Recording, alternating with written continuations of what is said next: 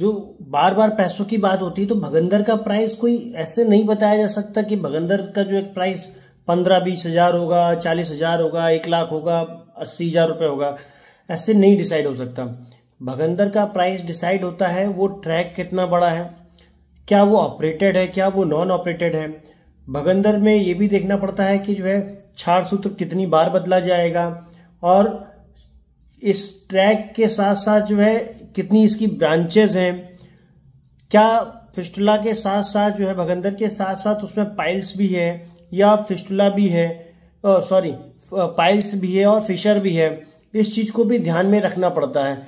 ये दोनों कारण मिल करके ही जब मरीज को देख लेते हैं, जब हम क्लिनिकली एक्सपेक्ट में चेक करते हैं कि हाँ इस मरीज को जो है भगंदर है, लेकिन इसका छोटा भगंदर, इसका मतलब लेंथ बहुत कम है, इसके लेंथ के अलावा जो है इसको पाइल्स नहीं है, तो ये केस जो है इजीली 10,000 से 15,000 में हो जाता है।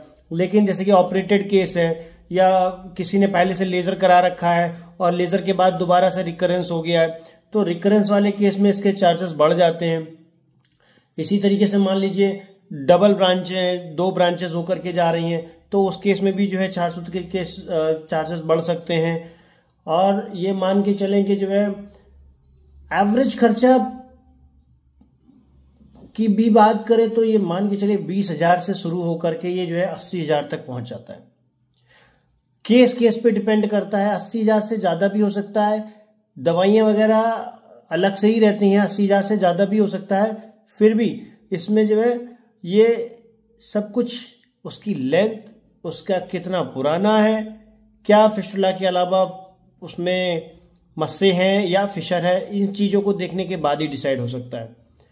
सर पैसा बहुत ज़्यादा होता है तो इसका क्या कोई उपाय है? हाँ, आप इसको किस्तों में करा सकते हैं।